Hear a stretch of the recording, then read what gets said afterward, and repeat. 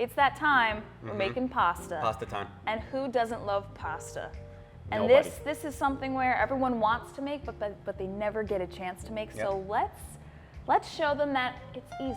Very Let's do easy it. to make fresh pasta. You Yeah, ready? I'm ready to make fresh Alrighty. pasta. So we have two different types of flours we are going to use today. We have all-purpose flour and semolina flour. Perfect. Semolina flour is a hard wheat flour. Dry pasta is made with 100% semolina.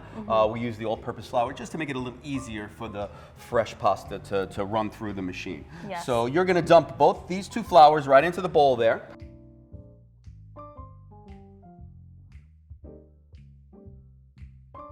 All right, you're going to put a couple of grinds of salt in there, not too much, not too little, just right.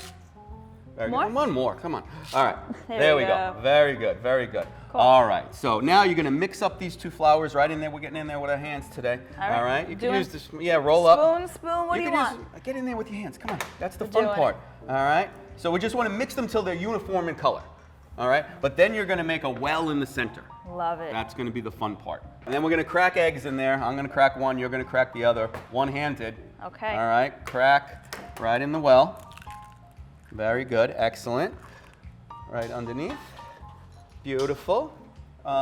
Then we're going to need 2 ounces of water. So you're going to measure out that's a 2 ouncer, so one of those. A little bit of olive oil in there too. Just to give it some elasticity. Excellent. We're going to keep that water handy though, because sometimes the dough will need a little more water. Sometimes it needs a little less. We'll add a little pinch of flour if it's sticky, a little more water if it's dry. The dough tells you how much you need. All right, so then we are going to start to whisk up the egg, break it up. Love this. So we're going to start to bring the flour in to the liquids until it makes a shaggy mass. We're going to get in there with our hands in a minute. It may seem a little bit dry, but you won't really know how much more water it needs till you get in there with your hands. Yes. All right? That's the best part. It is the best part. Gotta get in there and mix it. If you're gonna make pasta or anything, you're gonna get a little messy. Gotta get That's messy. the fun part. All right, so just like that. Yes. All right, I'm gonna get in with my hands. You're gonna get ready with more water when I tell you I'm gonna need water. And at this point, I'm being really hard on the dough. You can't hurt the dough. At this point, I actually want to develop some of the gluten a little bit. All right, so just like that. Give me a little shot of water, like a tiny drop. That's too much. Okay, take some out. I'm kidding, I'm kidding. I'll just go in there and take it out. Like I said, the dough will tell you when it needs more. The idea is that it's going to clean up the bowl and it's going to clean up my hands. A lot of times when we do this in the classes, we wear gloves just because it makes our lives very, very easy. All right. But this way we don't lose a portion doing it on the table. I'm going to take it off and knead it on the table in a minute. All right, the bowl is clean. All right, my hands are still a little dirty, but it is going to grab Love it. all of that off there. Okay, so then I'm going to go onto the table. Okay, and then maybe I'll let you do that. So a lot of people, when they do dough, automatically want to put a ton of flour on the table. They Yes. watch too much Food Network. No, we don't want to do that. We just wanted, the dough will tell you how much flour it needs. But see, it's still kind of loose, so we want to make this dough And smooth. sometimes too much flour. If you put too much flour on the table, what happens is the dough moves around the table. Yes. You almost want the dough to grab the table Yes. a little bit. So I'm just going to still knead it kind of hard. So if you notice, I'm pushing on it with the heel of my hand, Yeah. folding it back, then I turn it 90 degrees.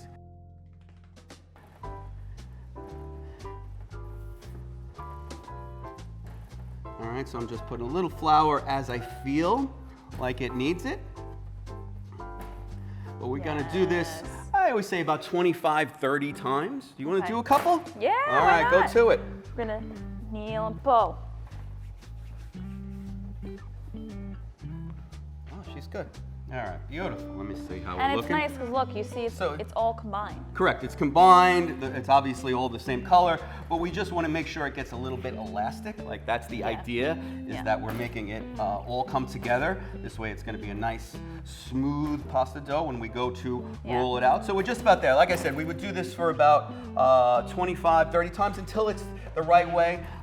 You know, we don't have to beat the dough up. We don't have to throw it on the ground. We don't, you know, a lot of people get crazy with dough. Yeah. So just like that. So now we got to let that gluten relax. a little bit, because if I took this dough right now and ran it through the pasta machine, it might shrink back a little bit. It's got to take a little bit of a rest. So what we want to do is we want to wrap it in plastic, or you want to put it into a Ziploc bag.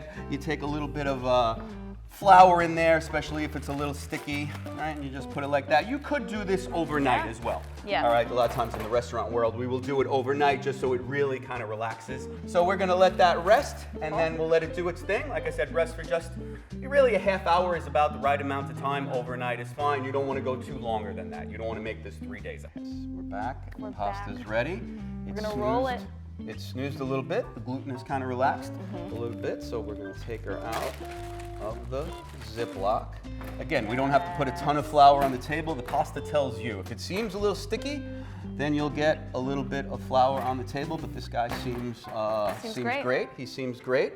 We are going to use our pasta machine. If you don't have a pasta machine, you can use a rolling pin. You could do it by hand. You got to be a rock star pasta maker, though.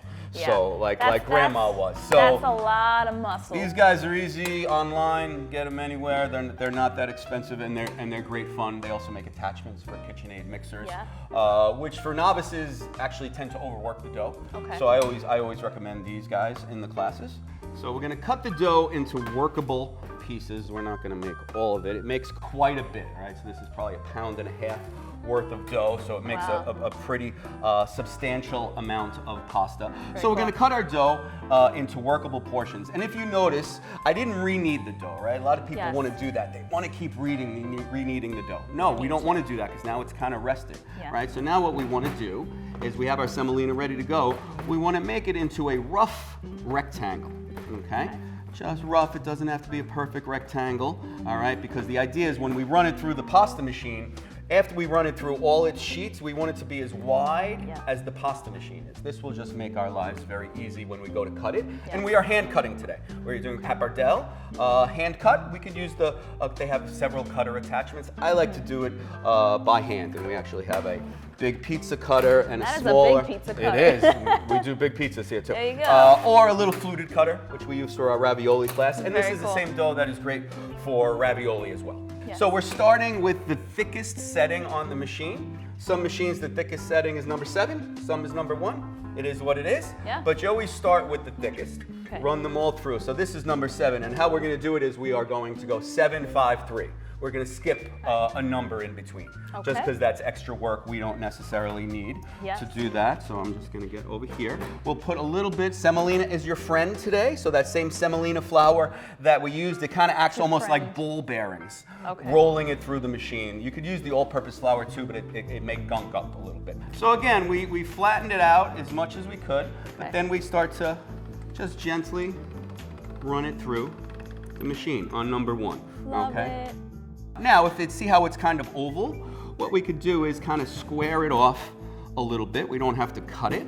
We could just fold it over like that. Again, a little more semolina. Run it through. And then just go through. Again, it doesn't have to be a perfect square or a perfect rectangle, but like I said, it just makes our life easier. We'll do that to all the sheets. Then we take our machine, we pull the little dial out, we go down to number 5. All right, then we go back to the first sheet because now the gluten has worked again. So we want to let that gluten relax a little bit. Now it's time to get a little bit thinner. A little bit thinner. So we're going to start to, again, roll through. One person can pull, one person can crank. I've made pasta a few times in my life. We go down one more level on the ravioli because they're sandwiched. And we don't want a heavy, thick ravioli. We want it to be nice and delicate. And that's one of the arts with fresh pasta is figuring out the thickness because every machine is actually a little bit different, right? Just a tiny bit different. So if you have a very thin noodle, they're great, they're very delicate, hard to work with.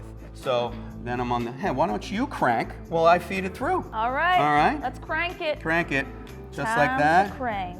All right. And then, good, when we pull it out, perfect. I'm going to put it on the back of my hand.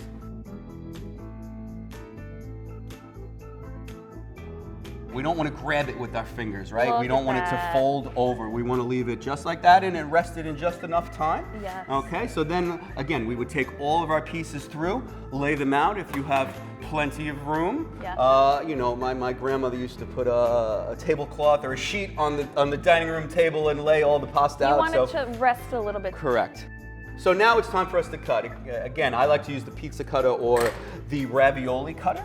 Okay. You can use a knife. A lot of techniques will have you roll the pasta up, plenty of semolina, and cut it, which is a technique we actually do for our lo mein class. Again, not for novices. If you cut too hard or your knife is not sharp, you're gonna have a ball of dough. Yes. Again. All right, so I'm gonna let you do the cutting, and this is a very rustic style. I don't care how thick or thin they are. I don't care if they match, really, because it doesn't matter. They're still gonna cook the same. Yeah. So you're just gonna go through just about like that. Oh, look at that, it's a different shape, who cares, right? Just like that. We like to be very free with pasta. We don't have to be so rigid with that. And I'm gonna get a little semolina on there as well. Beautiful. Oh, Yes. it's fun, isn't it? It's very relaxing making pasta. It's amazing. Obviously, we would have more pasta to go. So there's two ways. We want to dry it a little bit so it doesn't clump back up, but we're not drying it to try to make dried pasta. That would be very silly. Yeah. There's two different ways to dry the pasta, again, just to make it workable. You could get a pasta drying rack, which again, available online. I mean, $15, $20. I've seen people make their own versions at home. Yeah. Or you could lay it out onto a paper lined tray. So again, a little semolina is your friend. Don't need to go too crazy with it. Nope, and then we just on there and lay them out just like that. Look at it. Even just as it is now is beautiful. It is. You did an awesome job cutting. All right, so just about like that, we lay them out, and then again, plenty of semolina on there, and but we won't make huge stacks, right? Even though we're making a little bit, if we were making a lot, we wouldn't make a mountain like that. Exactly. We would maybe go to another tray, and then if we were going to do the drying rack, we just put them on there. And gently hang. Gently hang, not overlapping, not touching each other, because again, they want to come back together. So using the rack keeps you from having to use so much semolina on there, okay? Just like that. We are not trying to make this dried pasta, all right? If we let it dry overnight, it would be dried pasta. Yeah. But then why did we waste all the time making fresh pasta?